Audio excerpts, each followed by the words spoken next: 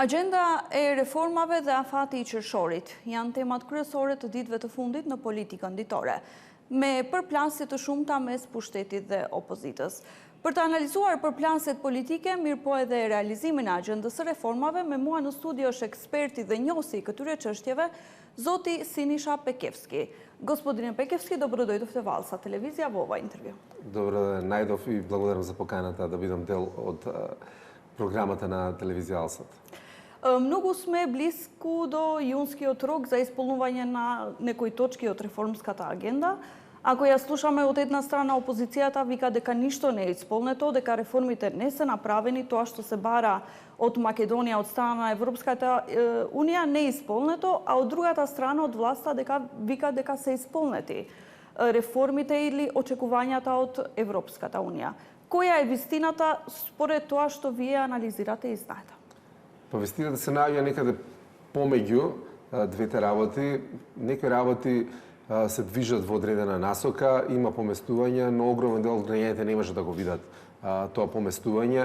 Најголемата реформа што треба да не приближи до ЕУ и членство, полноправно членство во Европската Унија, не се случува и нема да се случи се додека не се исполнат одредени услови, тоест условите поставени од страна на Бугарија, така да во тој поглед сме статус кво и веќе 2 години со новата влада се немаме мрднато никаде, а од друга страна во поглед на економијата апсолутно мислам дека не да стоиме во место, се враќаме назад. За сега има две гледни точки. Од страна на опозицијата викаат дека уставните измени не се бугарско прашање, но се европско прашање. Од другата страна, власта тврди дека ќе се потруди помеѓу разговори со Бугарија да го решава овој проблем. Дали уставните измени се европско или бугарско прашање? Уставните, ајде да кажем, прашања е наше прашање, македонско прашање. Опозицијата апсолутно нема никакво право да говори за внесување на бугарите. Потпиша некаков договор кој не успеа да го исполни, без и прито да го праша народот кој живее во Македонија дали се согласува со тоа, така да апсолутно нема никакво право да говори на таа тема. Од друга страна, позицијата или власта во овој момент говореше едно за време на политичката кампања, дека ќе дојде до одредени промени, поместувања и некаква нова рамка, подобри услови, што е илузорно да се помисли дека може да се направи, бидејќи не сме некаков фактор со кој Европа би се репреговарала повторно, не сме некаков фактор кој може да влие, бидејќи немаме условно со што да се пазариме. Ние сакаме да бидеме многу повеќе дел од ЕУ, отколку што они сакаат да Македонија да биде дел од ЕУ. Така да во тој поглед се додека не се направат тие промени, но тоа ќе биде почеток на нови барања, но на крај све се сведува дека ЕУ се додека не се реформира, мислам дека Македонија како држава нема да влезе во ЕУ. Некако од власта ни се даваат пораките дека може да се направи чекор напред без уставните измени. Дали е тоа можно или не? Дали е можно да го заобиколуваме некако оваа точка или овој услов? Сите треба да ни биде јасно дека не постои никаков начин да го заобиколиме. Постојано се пуштаат некакви тези дека ЕУ ќе се реформира и внатре нема да биде едногласно одлучувањето, доку ќе биде со некакво квалификувано или просто мнозинство. Се дека тоа не се реши, апсолутно ние немаме начин да влеземе во ЕУ. Дека Бугарија ќе дозволи, знаејќи дека може да биде прескокната во едно одлучување, доколку се промени начинот на гласање и носење на одлуките во ЕУ, не верувам дека ќе се дозволи таков луксус и апсолутно не треба да ние да веруваме во таа бајка, дека Македонија ќе влезе во ЕУ, се додека се овие постулати или постат овие критериуми за влез во Европската Унија. Какво разбирање треба да имаат граѓаните албанци во врска со тоа дали францускиот предлог или уставните измени го загрозуваат или не македонскиот идентитет? Како чувствувате вие, например, како македонец?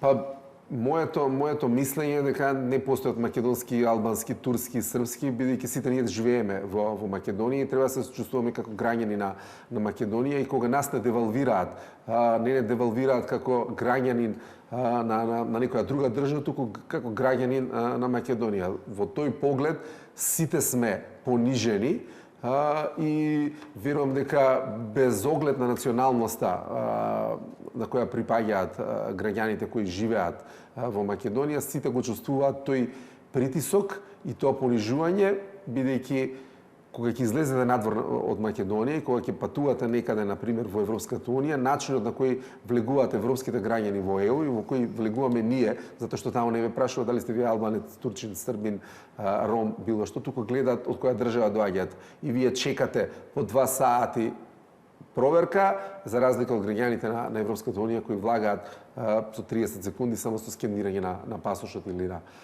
личната карта. Како анализирате како треба да ги сватиме пораките на премиерот, кој пред 2 дена изјави дека треба или ќе го избира најтешкиот дел, најтешкиот пат и најдолгиот пат, но со достоинствено, а не најкраткиот пат и тој пат кој што е понижувачки за македонците. Дали ова значи дека треба уште многу години да чекаме? Па сигурно дека ќе чекаме.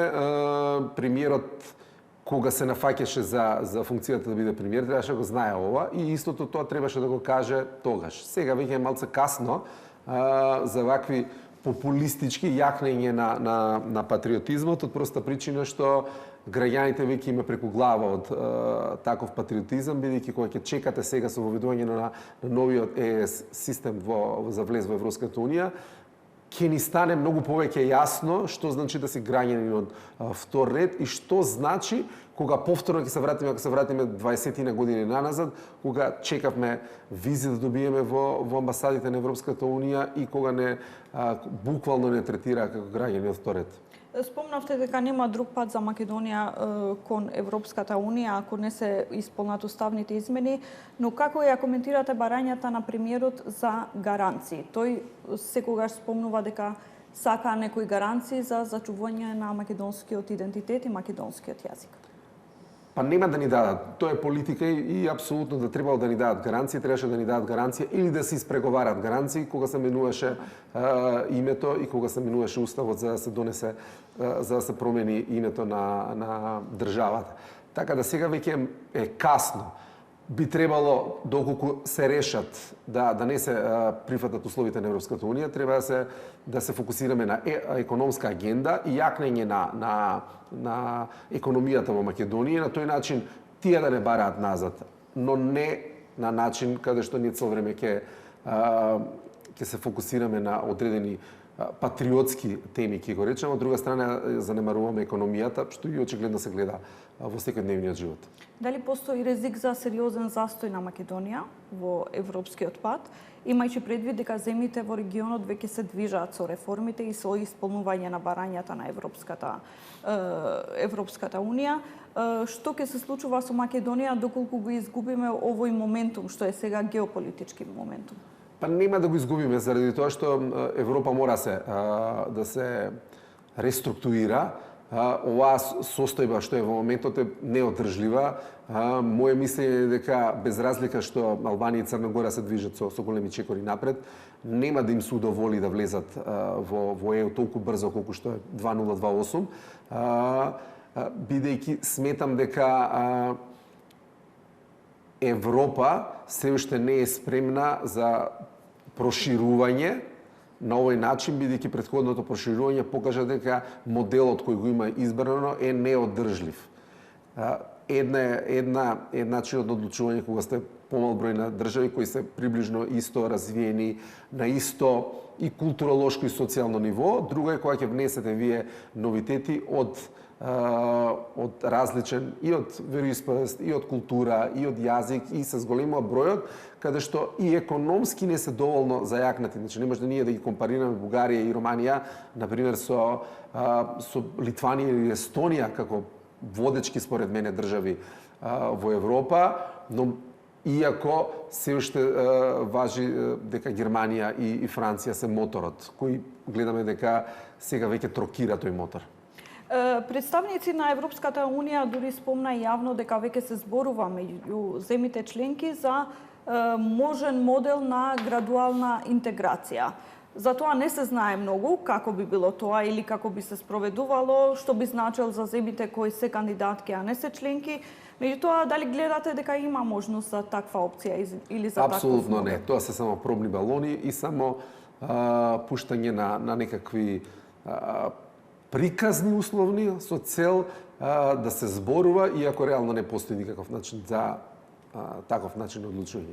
Мора Европската Унија целосно се реструктурира. Видовме дека какви предизвици може да им донесат одредени држави. Гледаме дека во Бугарија дојде нова влада со нов прагматичен, ајде да кажам, и условно кажано проруски став.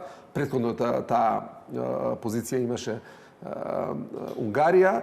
Не верувам дека премиерот на Унгарија тотално ќе се сврти кон него, ќе ги заборави, ќе ги наруши односите со Русија, така да начинот на кој Европската Унија во моментот функционира покажува дека не е баш толку многу функционална. Прашање за реформите, меѓутоа и за дневната политика, бидејќи се многу поврзани едно со друго, иако веќе се зборува за реформската агенда, се зборува и за можни парламентарни избори предвремени. Премиерот кажа дека ова година нема да се случат, но никој не гарантира дека нема да се случат следната година. Ние знаеме дека кога има избори се застанува, тоа значи дека и реформите би застанало. Како ви изгледа на вас овие најавувања и дали навистина ризикуваат да не се движиме напред? Па, јас и претходно кажав, имам изјавено за еден медиум дека предвремени избори не верувам дека ќе има.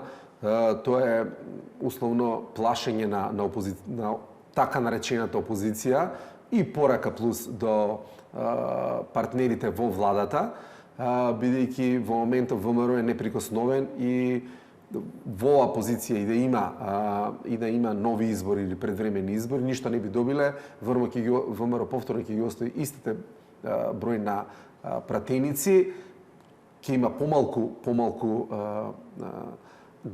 гласачи, значи помал број на гласачи, бидејќи абстиненцијата ќе биде поголема, а од друга страна им одговара да има избори заради тоа што опозицијата во албанскиот блок буквално и да ја нема реално сега, иде според мене во провалија, истото се случи во македонскиот блок. Така да апсолутно немаат никаква потреба од нови предвремени избори, освен во случај да се купи некое време поврзано за се замае јавноста. Значи изборите не се ризик за реформите? Па апсолутно не, бидејќи јасно е кој ќе победи на следните избори, дека ќе победи и Влен во албанскиот блок и ВМРО во македонскиот блок. Може би бројот на пратеници од страна на Влен ќе биде поголем, но гледаме дека и кај нив сега има некакви мини претумбации. Не можам да го видам влијанието на Арбен Таравари какво ќе биде, но сепак верувам дека гласовите, предпоставам дека од Дуи ќе се прелеат кај Таравари, така да ќе биде во некоја варијанта интересно, но нема да биде толку драматично, бидејќи ВМРО има партнер во Влен и не верувам дека тоа партнерство ќе се наруши. Господине Пекевски, ви благодарам многу за ова интервју. Благодарам и на вас уште еднаш за поканата.